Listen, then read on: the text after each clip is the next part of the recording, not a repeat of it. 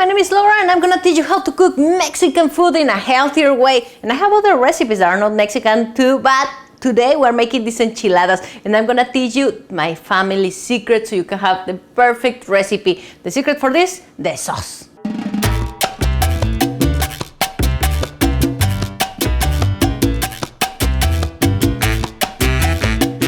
I have my guajillo over here, and do you know that guajillo, there is actually a fruit. This is a dry fruit, and we're gonna toast this fruit for a little bit so we can get the oils from the guajillo out, and this is gonna change the flavor of the salsa completely. You're gonna see that this trick really works.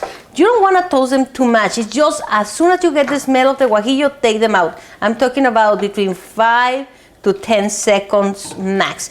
Also, I'm toasting the garlic.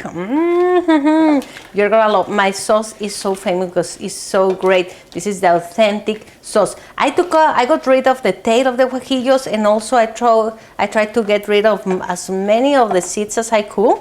And I can feel the smell already. And I have some boiling water over here. I'm gonna turn it off. You don't wanna boil the chiles, you only want to soak them in hot water. So now I'm just gonna soak the chiles over here. I'm toasting about 10 chiles guajillos. That is gonna give you enough sauce for about 8 enchiladas.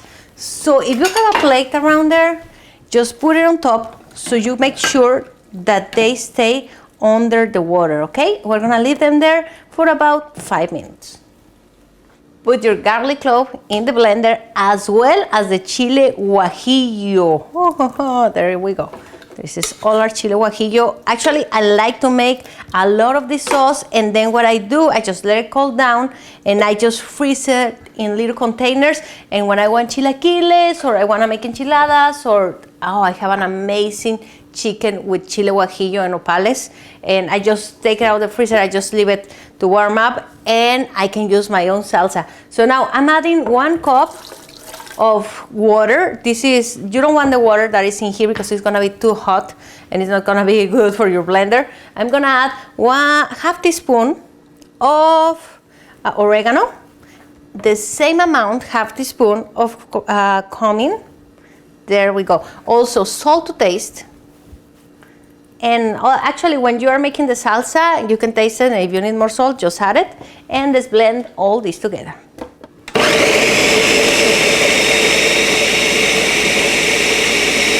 Take a strainer, and we're gonna put our salsa over there. And what we want from this is the pulp. We don't want the skin of the chile. I have seen many recipes of people making this kind of salsa, and they leave the skin, and it's terrible. It sticks on your teeth and doesn't let you enjoy the other flavors. So just get rid.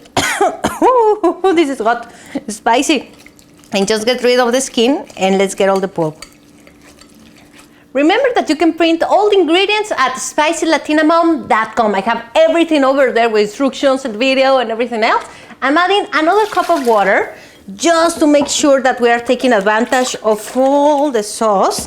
And I'm gonna set over here, again, what we have left, the skin. We're gonna blend it again. So we're not leaving any pulp, any pulp in here. There we go.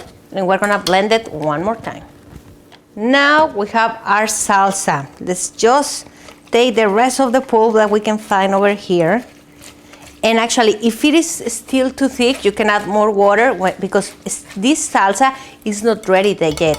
I'm gonna teach you my family secret. We're gonna add some cinnamon. For enchiladas rojas, you want some cinnamon in there. You could never tell the flavor that comes from there, but actually it is cinnamon. So I have it over here. I have a stick of cinnamon. I'm adding it, and let's put this to boil and add salt to taste. I'm gonna add about another 1/2 cup of water, and you wanna leave it boiling for about 5 minutes. Look, I just warm up some tortillas. They are kind of just a little toasted because we're not gonna deep fry them. The original recipe, if you wanna make it, you deep fry the tortillas, but we don't need that much oil in our food. So I'm just gonna soak it in the sauce. There we go. And then I'm gonna put it on a plate. And I'm gonna fill it with some chicken breast. This chicken breast, I just put it to boil very easily with some bay leaves, garlic, coriander, and also some onion. That's it. Just put it to oil, and then you just shred it, and you are ready to go. Okay, this is our enchilada, number 1. You just have to roll it like a flauta over there, like a burrito. That's the original enchilada. Now, let's go with the other tortilla. Soak it in the salsa. There we go. Don't leave it too long or it's gonna be too soft. And then we just fill it with the chicken. You can actually fill them, if you prefer, you can fill them with beans, you can fill them with cheese, but the original ones, they are gonna get filled with chicken. Just shred the chicken. There we go. There we roll them, and we have our enchiladas ready. Now let's add the salsa on top.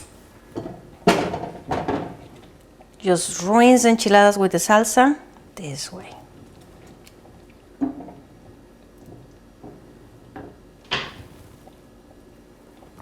And believe me, you are gonna love me when you taste this salsa. It's really, really good. Just remember to add salt to taste, and let's add the other condiments to make these enchiladas ready. Now I'm gonna add some queso fresco or crumbled cheese. This cheese is actually really low fat. It's a cheese that we use a lot in Mexico for our chilaquiles or for our enchiladas. You can find it in your Mexican supermarket or in the Mexican area. Now I have a little trick for you. This goes with cream, Mexican cream. We're not gonna use cream. I just put some Greek yogurt and I just put some water on it so it wouldn't be that thick, and I'm just gonna use it as cream. It's gonna give you the sour flavor without all the fat. Doesn't it look amazing? And now the final touch, my favorite. I just love onion. I'm gonna add some onion on top, and we are all set with these enchiladas, amigos. Did you know that chile guajillo is full of vitamin C? So this is actually pretty great for your health, and it only has about 300 calories. So please enjoy without any other remorse, and please subscribe to my YouTube channel. Go to my Facebook as Spicy Latina Mom, and I see you next week with another Mexican healthy recipe. Bye.